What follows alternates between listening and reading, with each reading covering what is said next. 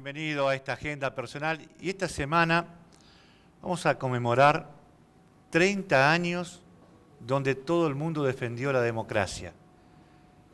Creo que el Consejo Deliberante de Rosario estuvo a la altura de la circunstancia y generó un homenaje a los hombres que se pusieron al frente ante este levantamiento cara pintada que casi pone en peligro el gobierno de Raúl Alfonsín.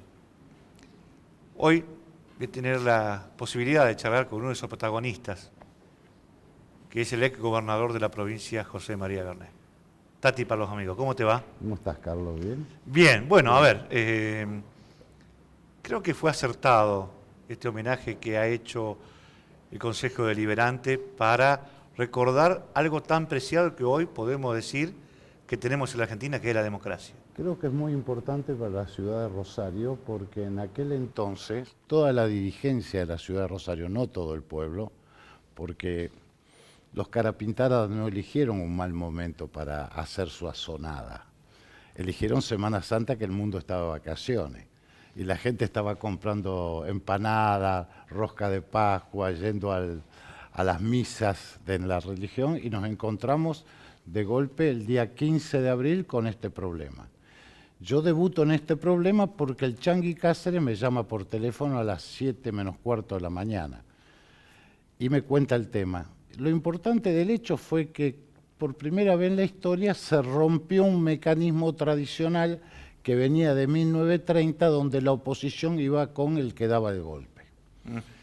Y la primera acción correcta fue de Changuy, porque Changuy, antes que llamara a nadie, llamó a mí, que era mi opositor. Éramos los dos opositores fuertes en la provincia. Y nos pusimos de acuerdo ahí, nos fuimos a una reunión en la legislatura en la ciudad de Santa Fe. El clima no era bueno. ¿Era un día miércoles eso? Miércoles. Porque digo, decir legislatura, ¿había legisladores en ese momento? No, citamos a todos los que se podían y decidimos encontrarnos ahí en respeto a Changuy porque era un lugar neutro donde estaban todos los políticos. Pero no había buen clima. Entonces hablamos con mucha gente, salimos de ahí, nos fuimos caminando a la Casa de Gobierno, a la Casa Gris, preparamos un avión, nos fuimos a Buenos Aires y estuvimos reunidos el viernes con Raúl Alfonsín. En la reunión del viernes con Raúl Alfonsín decidimos poner en pie a la provincia en general. Y yo me volví a Rosario en la idea de asentar el gobierno en Rosario, porque la ciudad de Santa Fe sufría algo que yo respeto mucho, ojo que no la critico. Es diferente tener proceso militar cuando vos veas a un intendente el proceso militar. Pero cuando vos vivís en la ciudad de Santa Fe, todos los días convivís con el golpe. Y la sociedad se turba, se mezcla. No tenía la agilidad que tenía la ciudad de Rosario. Entonces yo me vine acá y me presenté en el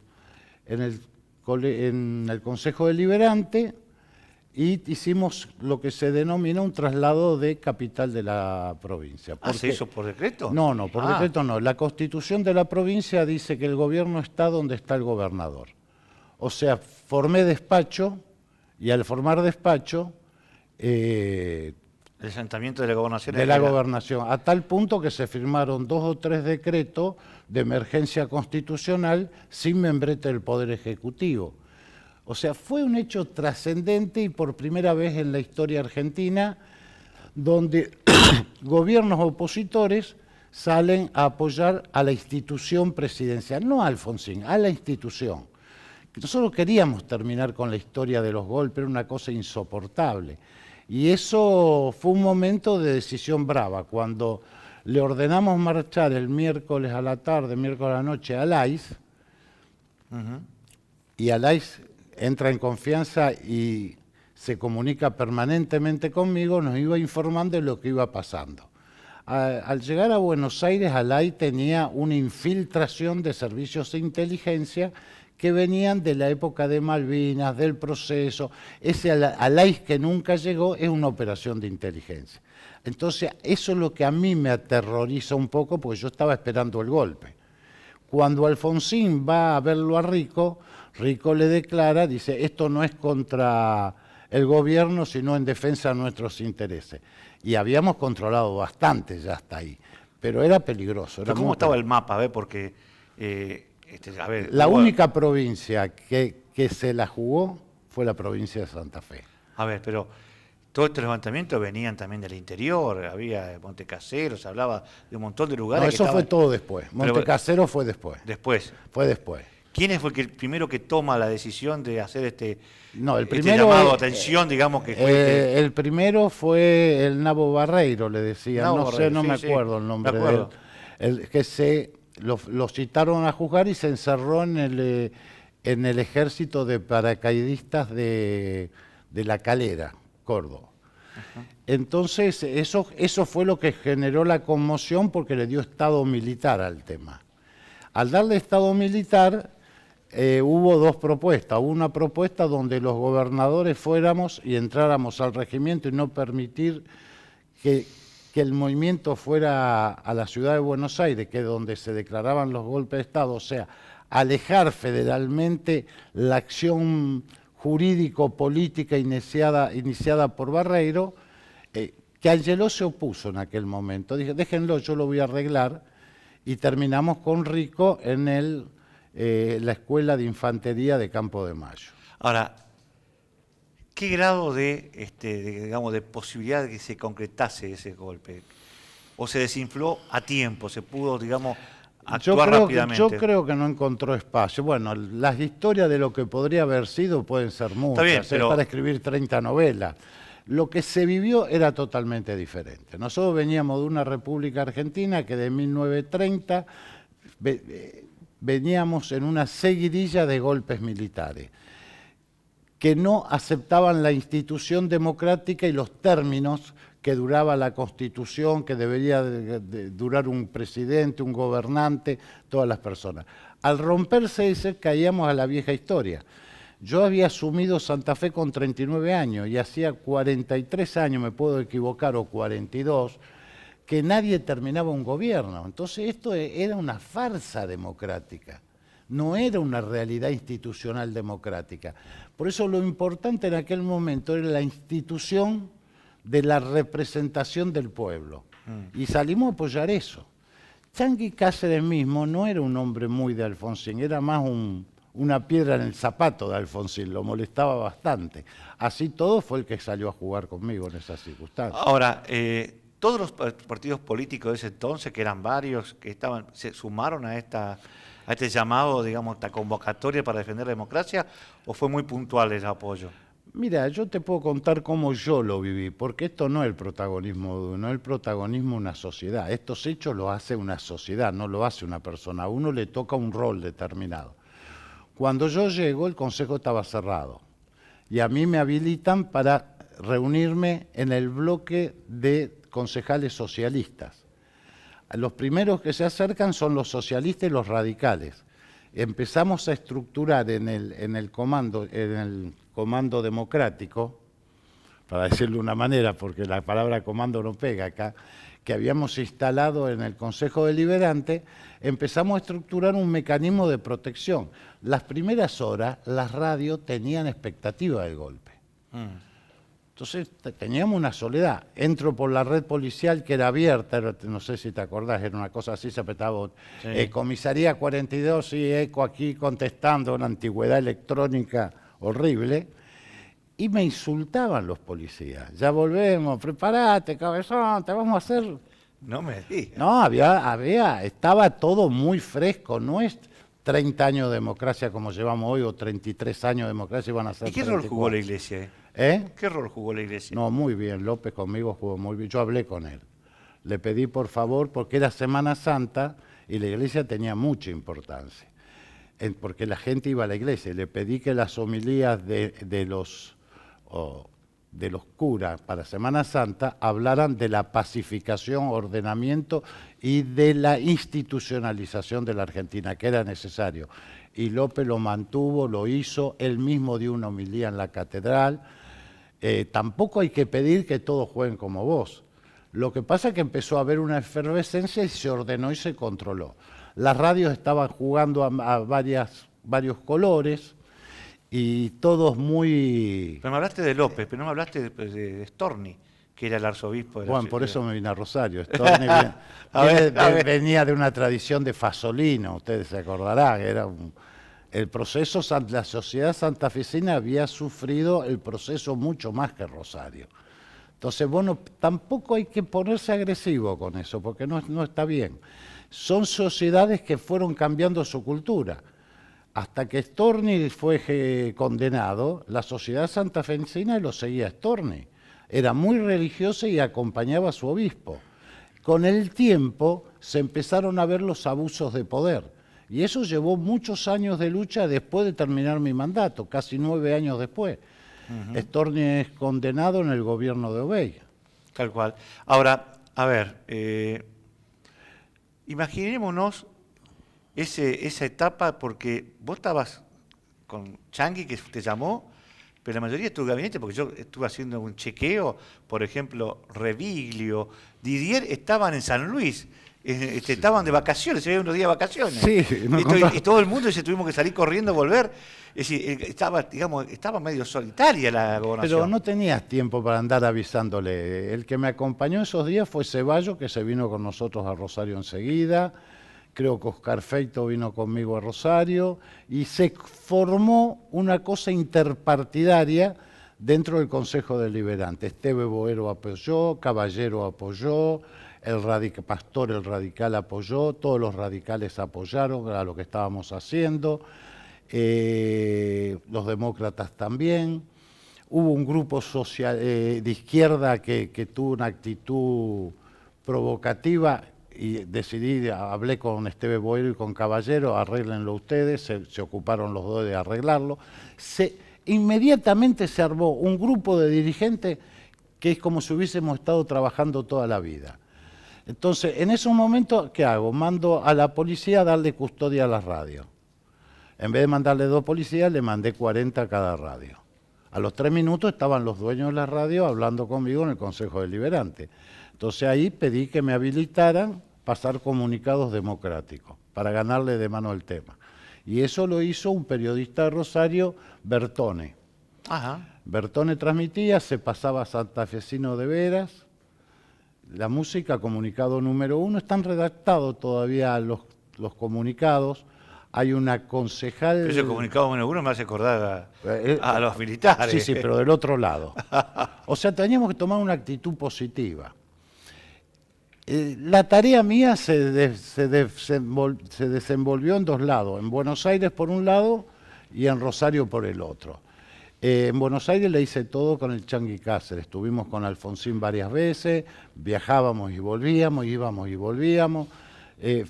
Ordenamos a Alais, nos juntamos con Alais, le pedimos que marchara y Alais aceptó. El comandante jefe del ejército había estado en Rosario y yo lo conocía, era Ríos Ereñú, hablé por teléfono con él. No teníamos lealtad en todo el ejército, la única tropa leal fue el segundo cuerpo de ejército que salió.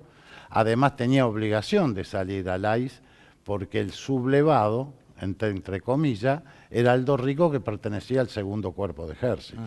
Entonces, si la conducción le respondía a él, la democracia estaba terminada. Ahora, tu sensación personal, cuando estuviste con Alfonsín, ¿lo viste temeroso, seguro? No. Mire, hay una anécdota, creo que me confundo los días, 1 o 2 días después fuimos a Buenos Aires de nuevo con Cáceres. Cuando entramos en la Casa Rosada estaban 4 nidos de ametralladora con soldaditos de 19 años puestos ahí en la puerta, era un escenario brutal. En la sala de los bustos, que estaban parados ahí, me encuentro con Raúl Alfonsín. Entonces empezamos a hablar y digo, ¿cómo viene el tema? Y no, yo no voy a entregar, me dice Raúl Alfonsín. Nos defenderemos en Tandil. Ahí yo empecé a sentir que no había seguridad en la permanencia del grupo. Entonces le digo a Cáceres en un momento determinado, Cáceres, le digo, Changui, estudiemos muy bien esto porque creo que hay varias contradicciones acá adentro. De ahí vamos a la secretaría privada de Alfonsín, que estaba al lado de su despacho. Me acuerdo del sillón, hoy están todos muertos los que estaban en ese sillón, y pasaron 34 años, eran personas grandes. y estaba el Cotino Sigla en una ventana. Entonces empiezo a hablar con ellos y los veo sin acción. Muy diferente a como lo vi a Menem cuando fue el tema del levantamiento de Zeneldín. Menem estaba activísimo, estaba en tren de lucha, estaba en pelea, era otra cosa. Cuando salimos de ahí me doy cuenta de que ellos querían negociar. Y el que llevaba esa negociación era el ministro de Defensa, que era Jaun Arena. Para mí eso me planteaba muchas dudas. Yo tenía los informes también que me venían del lado de Alay, que me decía, tengo los servicios de inteligencia encima, adentro, tengo como si tuviera SIDA, me decía, me acuerdo su frase. Yo confié siempre y me quedé conforme con la tarea de Alay, pese a que la sociedad argentina lo ha calificado mal, porque fue el único que se levantó en defensa del sistema. Más allá de lo que digan los otros, porque la ironía desgasta los valores. Entonces yo siempre he tenido cuidado, yo creo que este país está destruido por servicios de inteligencia que no hacen falta. Discutimos presupuesto de educación y debemos tener 8.000 millones de dólares por año en espías para escuchar qué decís vos y qué digo yo. Es una aberración, nadie toca los problemas en serio de este país. Y es cierto eso que estás planteando, mirá, lo que estás haciendo con hincapié, nadie se pregunta cuánto se gasta ahí en ese rubro. ¿Querés que te cuente los servicios de inteligencia? En el 83, cuando entramos, el del gobierno de la provincia de Santa Fe, policía de la provincia de Santa Fe. Las cuatro fuerzas tenían, las tres fuerzas tenían no, todo. las tres fuerzas, Gendarmería y Prefectura. Sí. El servicio del Estado. Y no se confiaban entre ellos. Yo creo que debe haber, además hay que pensar una cosa, el que fue servicio de inteligencia nunca deja de serlo. Entonces eso acumula en el tiempo. Entonces vos decís, ¿cuántos tipos hay acá? Porque el que no está en nómina está por la partida secreta. Claro. Y tener infiltración y compra de personas y compra de operaciones. Es un desastre, no se puede. Eso, si queremos tener una democracia en serio, un país en serio, lo primero que hay que resolver es eso. Lo primero que hay Ahora, que ¿por qué resolver. nadie pone? Porque cuando están en la oposición, todo el mundo critica. Claro, pero cuando llega el momento todos te quieren escuchar. Y creo que es una bajeza de los hombres, no del sistema. Y arruina el sistema, le hace daño al sistema. A ver qué dijo Carlos Delicia. Bueno, hoy yo creo que con el sistema nuevo que tenemos de telefonía, con un sistema que encima todo se graba y todo va a una central a Córdoba, hoy estamos todos escuchados. Sí. No sé si hay un juez que puntualmente te hace escuchar, pero si hoy querés, todas las grabaciones están guardadas. Seguro. Esto es un sistema que se compró porque lo adquirió Néstor Kirchner. Hay empresas electrónicas en todo el mundo que su tarea es desgravar las partes que les piden los servicios de inteligencia que desgrabe. Entonces las libertades no están tan conseguidas. Poner miedo, la amenaza, el terrorismo, el susto, ayuda al negocio de estas personas, hay que quedarse en eso. Pero nadie te persigue un choro cuando va a chorear. Te lo agarran de casualidad. Entonces, siempre por una casualidad o alguno que lo vendió. En aquel momento, lo que estaba muy bueno fue que los hombres dirigentes de aquel momento no eran propietarios de la democracia. Éramos agentes políticos que hacían una acción y éramos hombres de tránsito. Hoy mira un dirigente político y vas a, qué sé yo, la Municipalidad de Rosario y la intendenta es casi dueña. Nosotros éramos de tránsito. Bueno, veníamos de muchos años, entonces la idea de permanencia no existía. Bueno, el tema es que las Fuerzas Armadas eran muy fuertes en aquella época. Por más que hayan entregado el gobierno, siempre estaba latente. Yo creo que después del menemismo comienza la decadencia del poder real. No, termina el periodo de transición y empieza la decadencia del poder real. Porque el periodo de transición empieza en Semana Santa. Ajá. Cuando la sociedad, porque son todos los dirigentes, no toda la sociedad, se opone a eso y los opositores acompañan al gobierno. El caso de Cafiero en el balcón, el caso de Cafiero en la Escuela de Infantería, el Chupete Manzano, de distintos dirigentes del PJ que en vez de ir a los cuarteles van a Luder mismo, van a la casa a darle el apoyo al presidente. Sí, eso creo que fue, el sistema. Una bisagra. Eso dio vuelta a la historia y gracias a eso, por primera vez en la historia, hoy llevamos 34 años de transición democrática y hemos votado 6 peronistas, 3 socialistas, vamos para el cuarto. vamos para 10 gobiernos democráticos. Nunca en la historia argentina, mirá para atrás y se nota eso. Siempre estuvo el golpe con complacencia de los políticos. Esa vez no hubo complacencia. Ahora, te traigo la actualidad y mirando de acá para atrás. ¿Esta democracia es mejor que la anterior? ¿Fue evolucionando? ¿Qué anterior? Estamos... ¿Cuándo anterior? Sí, la inminente de cuando en el 83, cuando comenzó.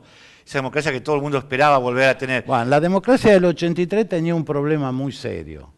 Era más fuerte el aparato tradicional que nosotros.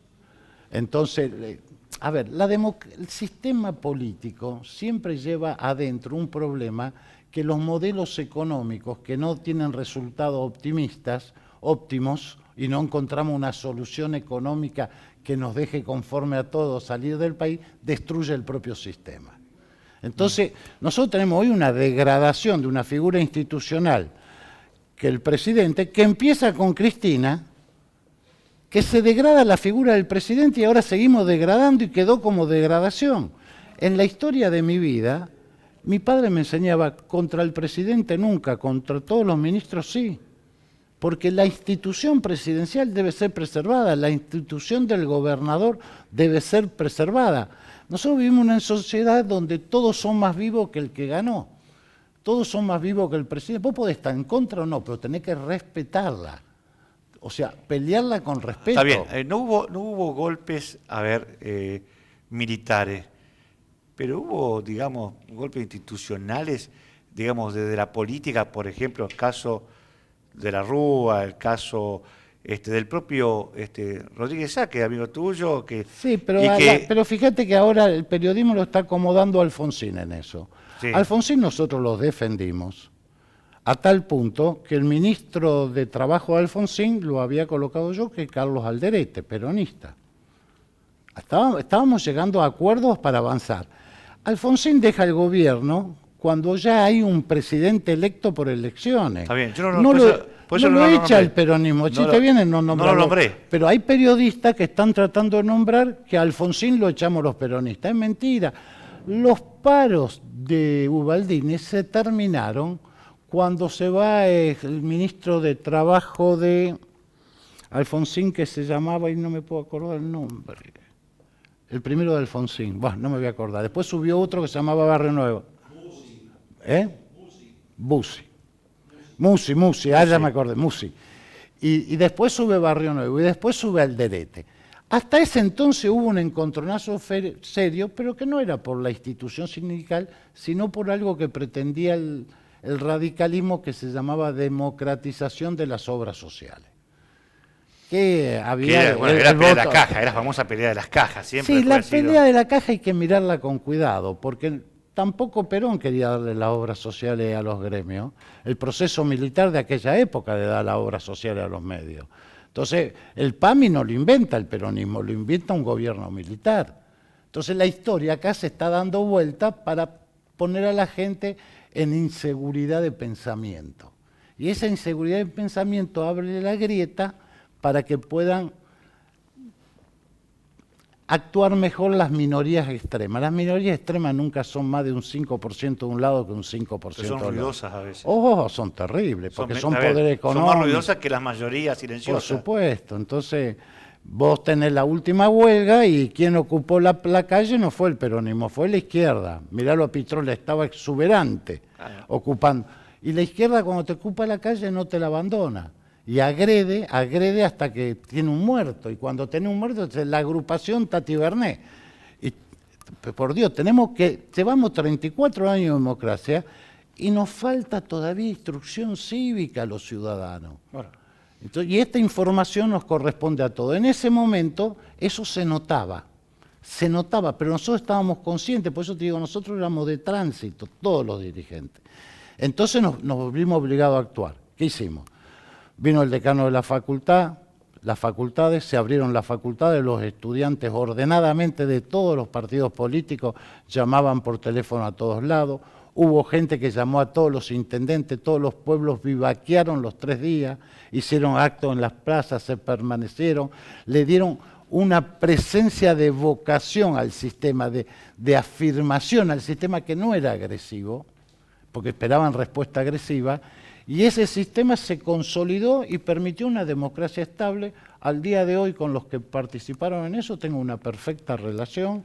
Cada uno vota lo suyo, siempre estamos en contra, siempre nos queremos ganar, pero hay un sistema de respeto que no se ve en la sociedad argentina. Y hoy te traigo a la actualidad con hechos clave como este escrache que se hizo en Tandil al presidente. Que no estoy de acuerdo con esas cosas. Digo, siempre, a ver, hay algunas minorías, porque no son mayoría, sectores políticos que quieren como que generar la incertidumbre de que se tienen que tomar helicópteros. Es obligación de los políticos que están en ejercicio hacer esas aclaraciones. A mí me pasó una vez en el teatro acá de Rosario, en el Círculo, había un acto de la Federación Agraria, estaba Trócoli presente, estábamos terminando el gobierno ya, y la Federación Agraria, cuando en un momento lo nombran, van a leer un texto de Alfonsín, lo silban todos. Entonces yo agarré un micrófono y digo, yo no voy a permitir que al presidente de la República, con mi voto en contra, porque yo no lo voté, ustedes le faltan el respeto. Hagan los planteos que... Pues la democracia es básicamente eso. Cuando yo empiezo a decir, y con todo el debido respeto, que nunca te lo tenés como decir, Delicia está gordito, es medio rarito, ya yo te estoy quitando valores y te estoy afectando tu derecho a la vida. Entonces, esto es lo que tenemos que empezar a cuidar. No hay palabra gratuita, no hay vivo en la sociedad. Los hechos son serios, claros, y si no se pagan muy caros. Bueno, yo creo que, me parece, como vos dijiste como respuesta, que parece que nos está faltando educación cívica. La hemos perdido hasta en la escuela. Yo creo que la educación cívica se dejó de dar y se dejó de, digamos, de plantar o hacer, digamos, raíces los valores democráticos en la sociedad. Se opera sobre la memoria fallida, se opera mucho, porque si vos empezás con educación, el primer tema de Alfonsín fue el Congreso Pedagógico Nacional. 3 años discutimos. Yo me aguanté los paros terribles, de personas que no eran malas personas, pero que tenían sus hábitos y su forma de actuar. Yo estaba indignado en aquel entonces, porque el 24 de marzo estaba de paro los maestros. Vino el golpe militar, no hubo un día de paro hasta que se fueron, y volvió el gobierno democrático y enseguida los paros. Bueno, esto no es un problema de educación, es un problema de pertenencia a la cosa común. Cada uno cree que tiene que hacer su negocio en la democracia. No, la democracia, al ser de todos, obliga al aporte de todos. Bueno, ese es un tema que tenemos que y vos querés destruir un gremio, destruílo, pero pensá que viene atrás. Por supuesto. Porque si vos me destruías todo, como se destruyeron los punteros de la ciudad de Rosario, y después vinieron los Barra Brava, y después vino los punteros, y después vino el narcotráfico, los jefes de los barrios, cuidado, el puntero radical y el puntero peronista en el barrio hacía acción social, era un responsable. Esto hace acción social, pero para ellos y para su cosa, no podemos ni al fútbol. Claro. Se nos fue el tiempo, lamentablemente yo quisiera seguir charlando. Sí, no importa. Pero siempre la hay verdad, tiempo. Da para una segunda vuelta. Cuando quieras. Gracias por haber venido. No, al contrario. A ustedes en 7 días nos volvemos a encontrar.